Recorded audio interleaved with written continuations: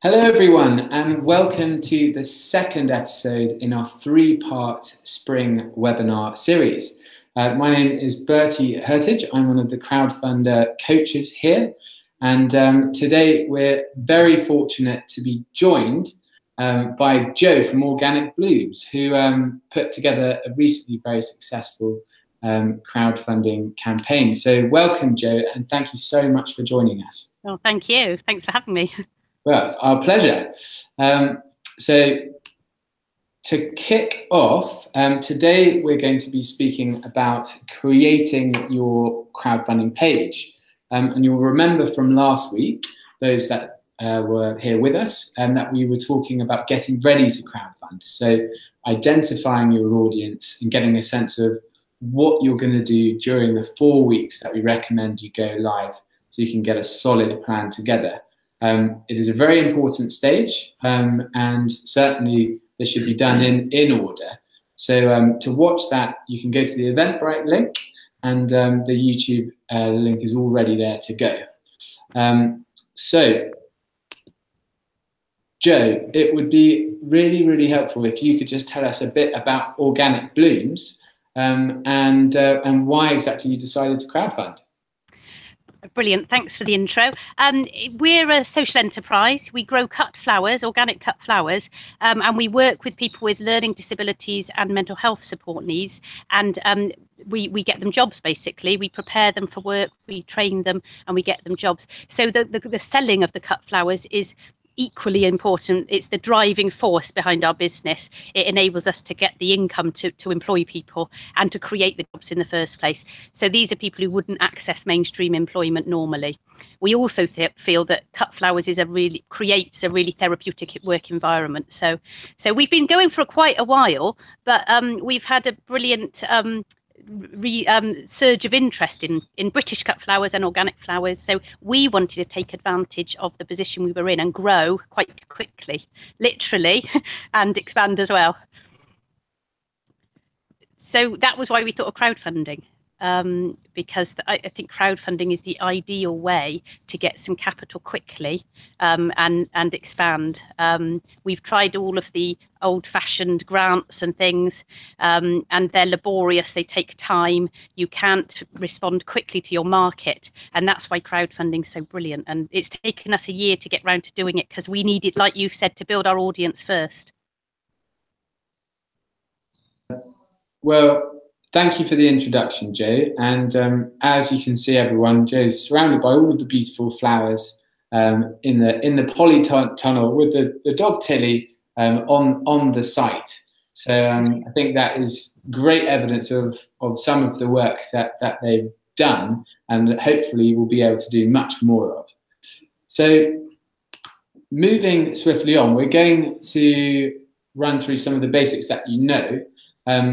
Just as important as these sessions are to get a grasp of the important processes within crowdfunding, it's important to engage with the resources that are available. So if you go to crowdfunder.co.uk/guides, you can download our 3 guides on planning, creating, and running your project. And this week's guide on creating your project reflects what we're going to talk about today. And as ever, I promise that is the first and most important step. So do download the guides, because you will be able to raise more money for your project if you follow the advice given. So one of the really important parts of crowdfunding is to see what other people have done before. And you can certainly have a look via our own website and split it up by category to see what people who are in your sector have done successfully in the past. And you can also have a look at the examples that we've made available in the guide.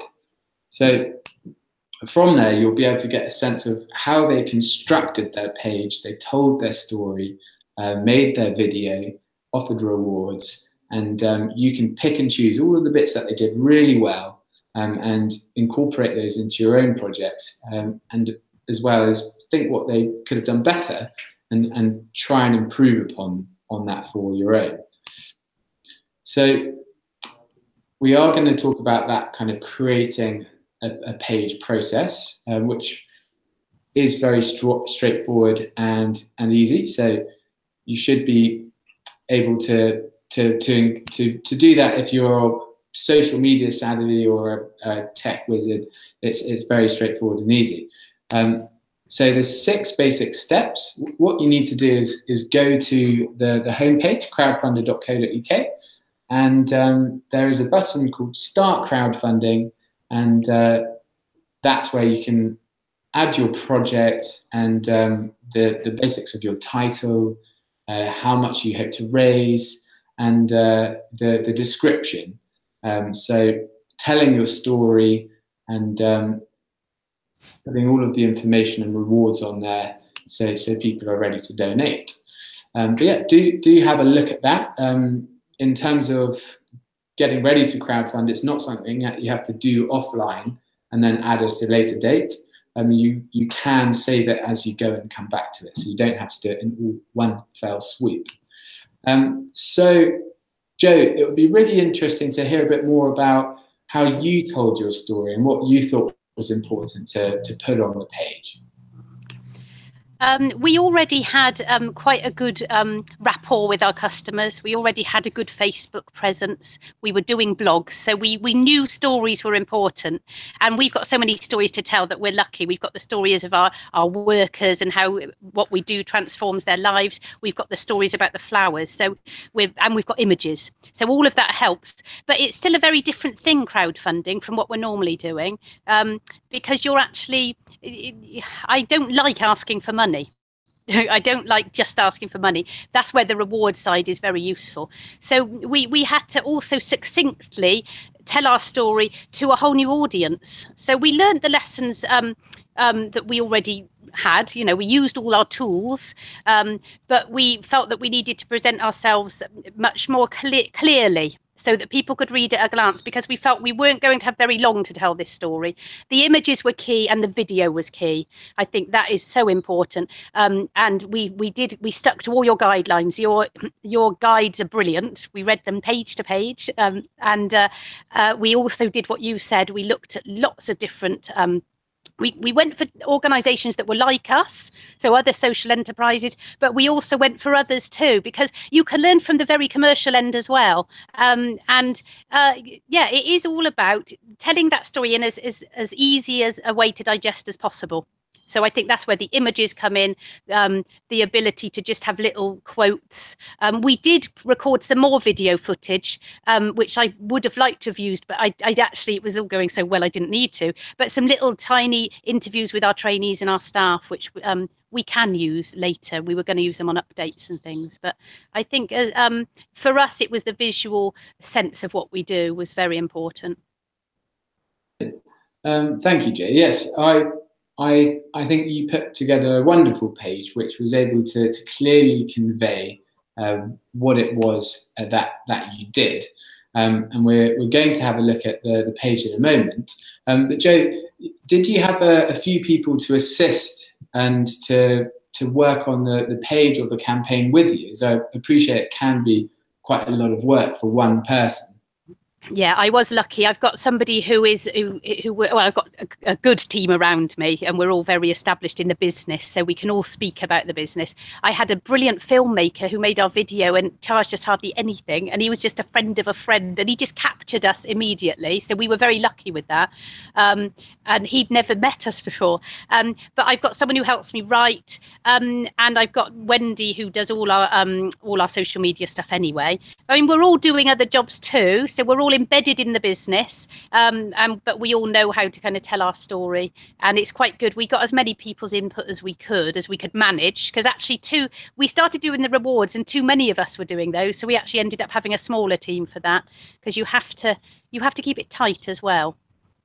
But yeah, I'm very lucky that we've got a good team around us who were able to pull out the stops. But as I said, we'd been planning this or dwelling upon this for about a year before we actually took the plunge.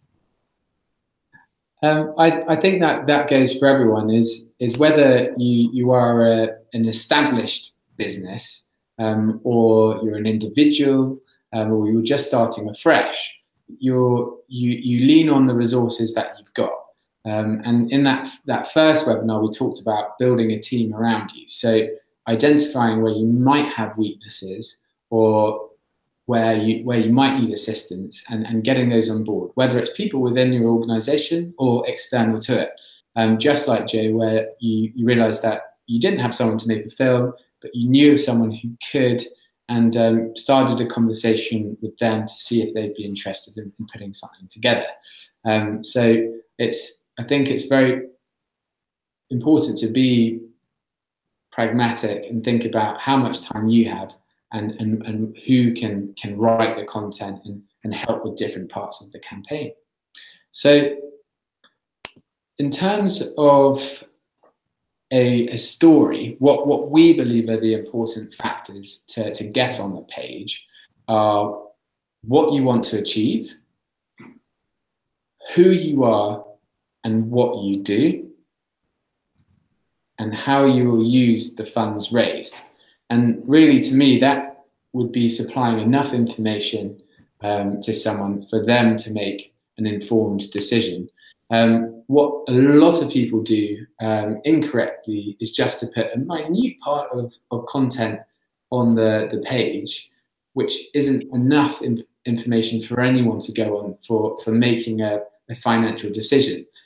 Think about it. If you're on the internet and you're shopping, you wouldn't buy a product that didn't have any information about it. So it's important to paint as clear a picture as you can to your audience.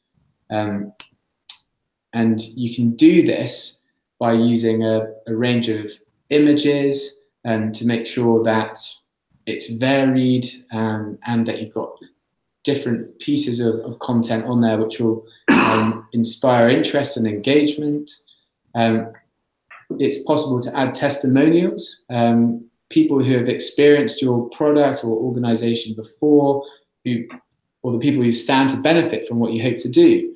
And that was something that, Joe, I think you did as well, was find people who have taken part in the scheme and the project and have their say on the page, which is very convincing. It's very important to use headings and subheadings to split apart the content, because if you've got one big block of text, then people will be intimidated to read it, and they'll visit your page and they'll switch off. And the aim of the game is to hold their interest as long as possible. So to make it as navigable and easy for them to digest is very important. And finally, if you've got any statistics, then you can use different ways of portraying that information, like pie charts or graphs. Lots of people tend to use pie charts to explain how they are using the money they raise and what the budget for the project is. So we can have some examples here of Joe's page, which is, I think, really nicely put together. There's a good range of imagery on there, and emboldened words and subheadings. And I think what you did was make it a very easy journey.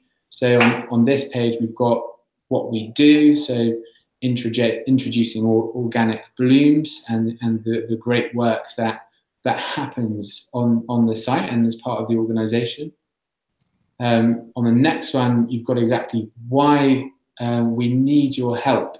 So that is communicating a bit about the business and what's at stake. So what stage are you at, and what is there a need for extra capital for, and how can people get involved? And the last one is why we do what we do, or one of the last sections is why we do what we do, to reinforce that kind of social purpose, and what I recognize as being the kind of why is this so important, identifying that problem in society and presenting a solution. And you've got some more information about organic blooms, and I think it's important to have some information about the individual, but also the organization. because you can create that human element, and people are very curious to see who's behind these things. So if while you have the video and you've got Joe featured in the video, it might be possible to include an image of the team involved. So those people who know you and part of your personal network can see, oh, there's my mate, there's my friend, or that's the person I was speaking to, and it helps to foster that personal relationship. And what I thought was an interesting approach is you've included some information about the actual marketing, so the business side of things, so people can then appreciate what a great going concern it is, and how exciting that particular marketplace is. And I think that really solidifies the project as something that's credible, something that has recognized a gap in the market, and that has a long and prosperous future ahead of it. So, Joe, this is your video. We won't watch it now, as unfortunately we don't have that much time, but it would be certainly worthwhile for everyone to see it. And you can see that if you type in organic blooms and crowdfunder into Google, and then you'll come across the campaign page. Was that fun to put together? Absolutely, everyone loved it, and it brought an understanding to everyone we work with about what we were doing, so that helped. We thought it was a key part of the campaign, and to start with, when we went live, we were just telling everybody to look at the video, because that just explains it all. I think if they read the campaign without watching the video, there was much less impact. But as soon as they looked at the video, I think they mostly wanted to pledge. You know, it did pull on the heartstrings. We did do everything we could to make sure it did, but it was honest, and it was literally a representation of our everyday. So, but it was personal. I almost wish I'd put the trainee, so we call our workers trainees as well, because they're doing City and Guilds qualifications. I wish I'd put them up the front of the video more as well. I think you have to wait to the end to get a lot of the kind of trainee side of things. So a little bit of them at the intro waving might have been good. We thought we wanted to keep it to the 2 minutes because people's attention span is short. But it was a great process making it. We've got it now as well because it's still relevant. And I think a good video. It doesn't have to be overproduced. We felt it as natural as possible about, it's important that we don't look so slick that we don't need any funding. So I think it was good. It just hit the right note, I think. So we were really pleased with it. Yes, I absolutely agree, and I think that's an important point to raise. Is that if you are a part of a wider organisation, that kind of creative experience is an easy way to get people involved, and even if it is a small kind of chapter or organisation you're raising money for, then the more people you can draw into the video, certainly the more variety there is for the person who's watching it. But it's also a good way to get people involved. And I think that's a very, very important factor of building that crowd, because in terms of teamwork, then the more people you get involved in those early stages, then the wider your network will be. Yeah. Because then they will be more inspired to get behind you and to pledge themselves and to get their friends and family to do so as well. We live by a few rules here that we believe that 2 minutes is the absolute maximum, or 3 minutes is the maximum. And we'd advise 2 minutes because everything you should be able to achieve or say can be done so in that time period. And the nature of watching content online, people switch off so quickly you wouldn't believe it. So it's important to kind of keep it short and sweet, get all of the detail in there, get some faces to provide some varied interest, and ultimately to make sure you're getting the point across. So it should be a reflection of what's on the page, So some people will read the page, some people want to watch the video, but it's what it is a very shareable asset, and you don't have to use a video to run a crowdfunding campaign, but we advise that you do, because you can send that out, people would happily watch it, and as we said, that's a shareable asset which can move beyond your own control into other audiences, which is very important. Okay, so in terms of offering rewards, you can absolutely accept donations where you give people pledge for nothing in return. But the reason why we offer rewards is that it actually increases the average amount pledged onto a project. So the average amount donated is around £11, whereas the average pledge on a reward is £50. So, and that's across a wide range of different price points. And the key reward categories are products and services. So that could be something like a seed bomb for your garden, and if from Organic Bloom's perspective, it could be postcards. We've got experiences and events, and we'll move on to some of Joe's in a moment, because you had some brilliant ones. Corporate sponsorship, so having a higher level reward that businesses can get involved with, and of course general thank yous. So the aim is to get people to pledge a higher amount, and if you can, let's say, include a reward for £20, which is a general thank you, or £10 for a general thank you, that's a nice way to point someone in that direction.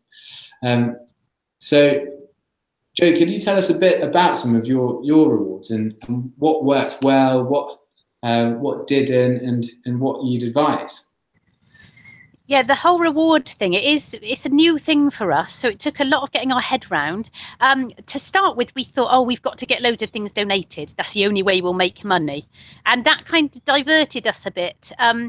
And we did get some very kind donations, but then we thought, actually, it should be showcasing us. And I think I chatted to your team, and they said, you've got to have some of your own products on there.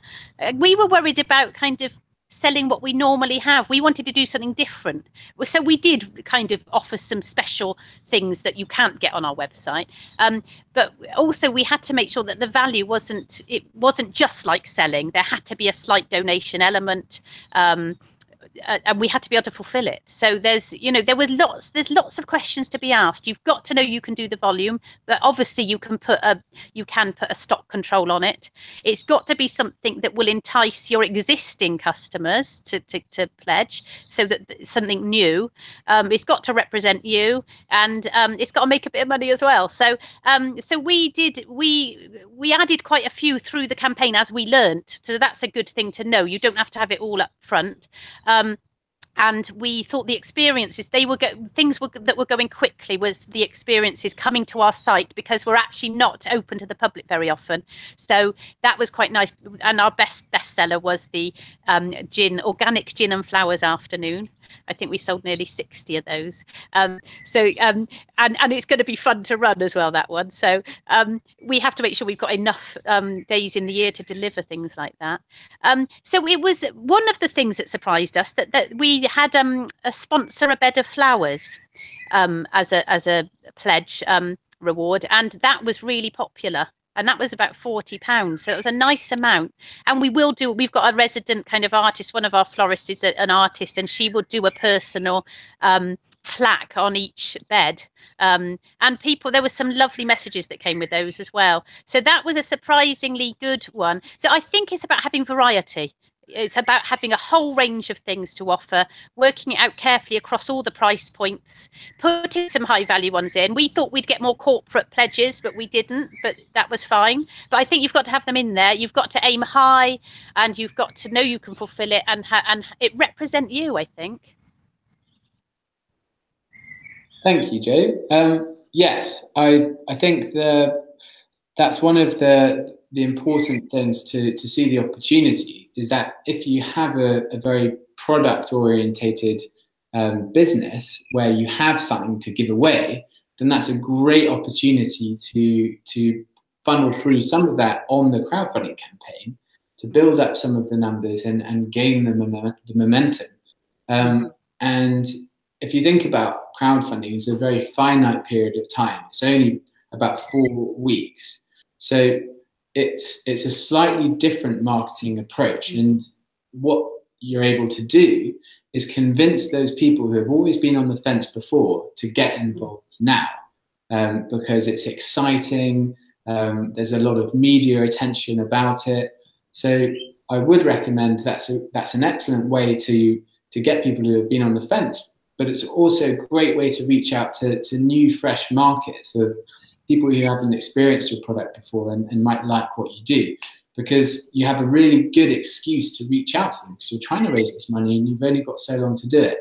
So I think one of the best things that happens is all of these contacts that you build up from crowdfunding, all of these relationships that you make and future partnerships, because you're really forcing yourself to get out there and talk to people.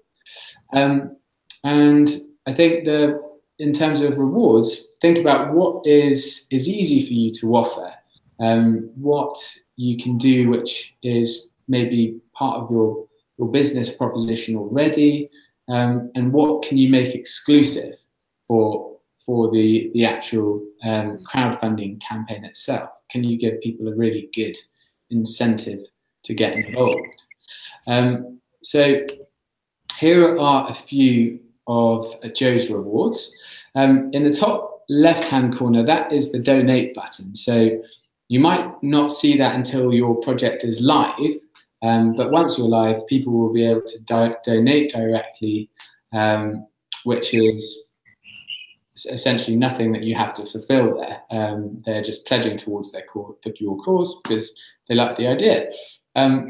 But we had, so for a product-based reward, you had a pack of 6 organic balloon postcards and envelopes, which were kind of a personal thank you for that you could send out to your friends and family, which is also a really nice way to publicize organic balloons further. Really, really nice.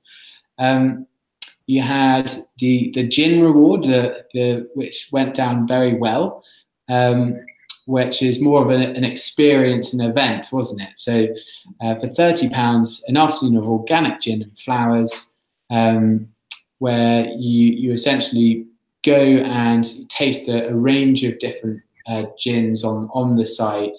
You have a look around and you get to take flowers home. And for £300, you could have a private floristry workshop for you and a mate. So it's a really nice opportunity to get a friend, give some money to a good cause, and learn a new skill where you receive kind of tuition for both of you, which I think is really, really very nice. So I think for those of you, I think, as Joe suggested, rewards can be sometimes tricky to get your head around, but it's worth just getting a sheet of paper out, getting some people around the table, looking at previous projects that are similar to your own and thinking about what they did and what you might be able to offer as well. So my key reward tips are: make sure they're good value for money, because just because you're crowdfunding, it doesn't mean people are going to spend a huge amount. So if you've got a t-shirt as a reward, people don't generally spend £100 on t-shirts. So make sure that it's at a suitable price point, like £20 to £25. Exclusives, you have the opportunity here to do something creative that can only be found on your crowdfunding campaign. And you can actually limit those numbers of rewards. So a good example of that is a festival who crowdfunded called Samphire, and they sold all of their tickets through their crowdfunding campaign, and they made 50 available at a discounted price. So it was very easy for them to, when launching the campaign, say, look, discounted tickets specifically for our crowdfunding campaign, Fastest Fingers First. Once the 50 have been pledged on, they're gone.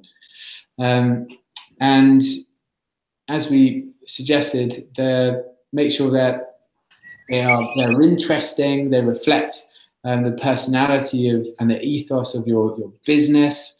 £20 is a very common amount pledged. It's a very relatively easy financial decision to make. So it's quite good to have a reward at that level.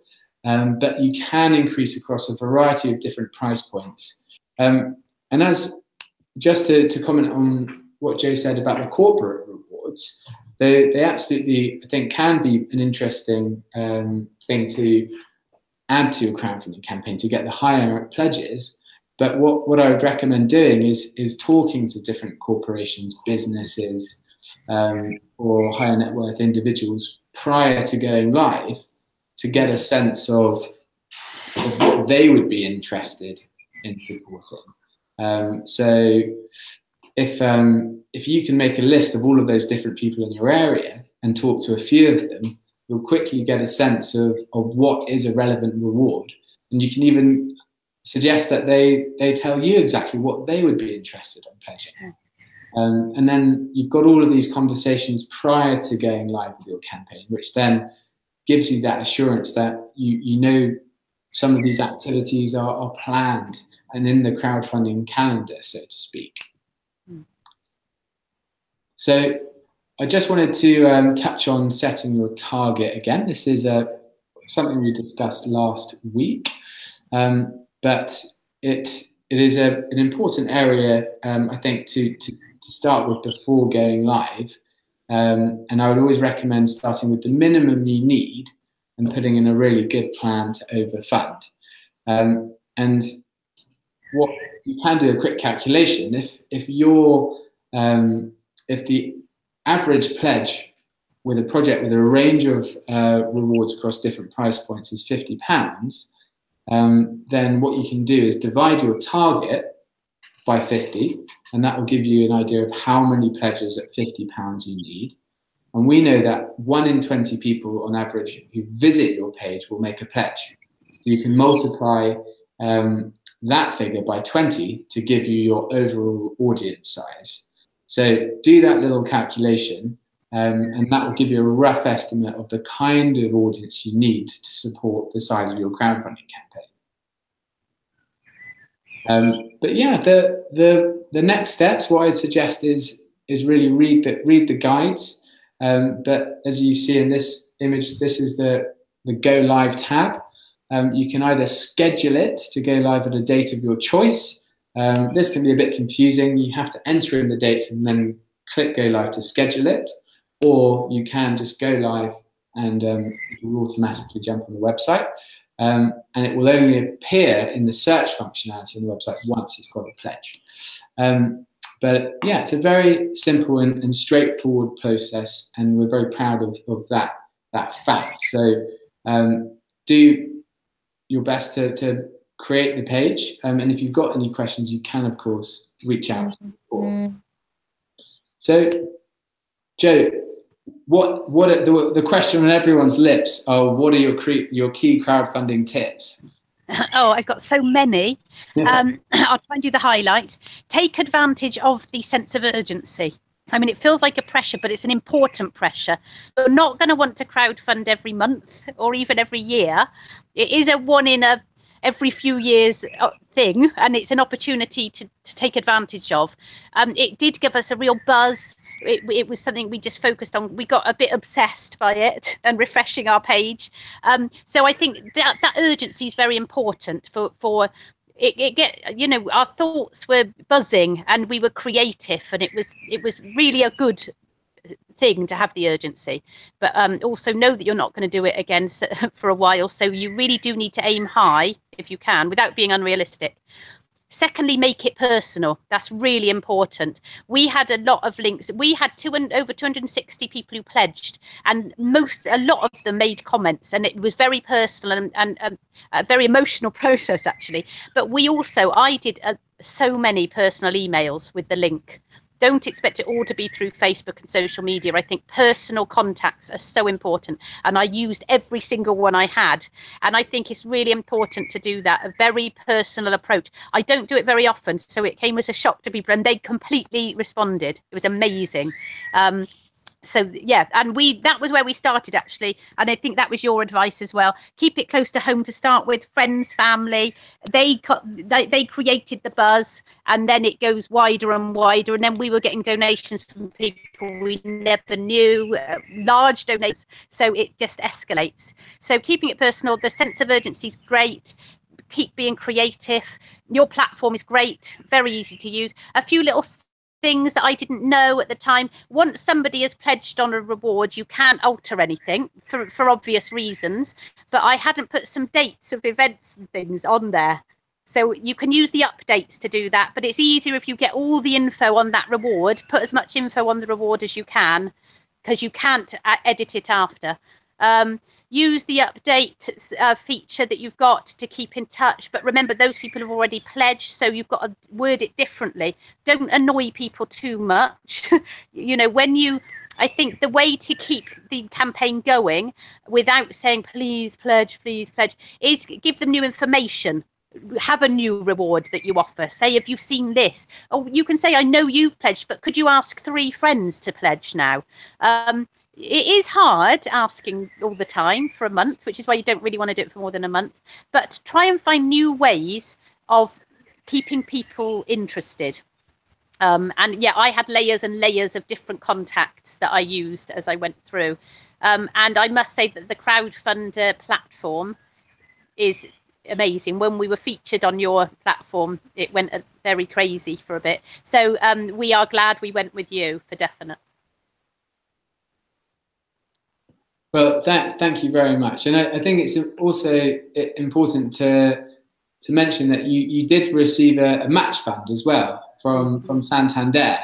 Yeah. And was that amount to 15,000, 50%? Yeah, it was amazing. Yeah. I mean, I don't know how we would have achieved our 30+ grand without it, but it was that's partly why I went with you guys. I knew that we were in a good position to be able to get a match for the pledge.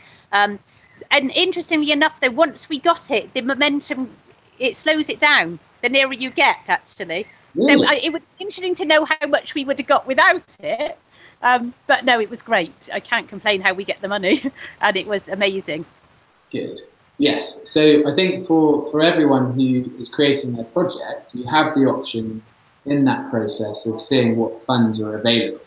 So do have a look in that we had Project Flow, which was that different 6 basic steps.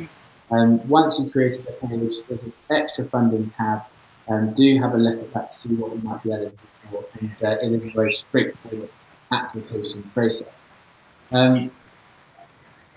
So before next week, the same time, 5:30 next Tuesday, we're going to be talking about running your project once it's live. Something that Joe was an expert in anyway. So what you can do is start to draft your project description. So you can add your project and start drafting it all up. Brainstorm some reward ideas with your team and calculate what your target should be. And if you have any questions, do contact us at support@crowdfunder.co.uk. We'd be very happy to help. But thank you very much for your attention this evening. It's wonderful to have you. I hope that was useful. And most importantly, thank you so much, Joe, for joining us. It really is a great pleasure to have you on board, and I think really useful for other people who are learning about crowdfunding to find out real experiences of the highs and the lows and the tricky parts and the good bits. So thank you. No problem at all. Thank you. Great. Well, if you do want to check out more about Organic Blooms, do have a look at their website. Which one's that? Is that .co.uk? Yeah, that's right. Yeah. Okay. But yes, and we'll look forward to seeing you next time. Many thanks and goodbye.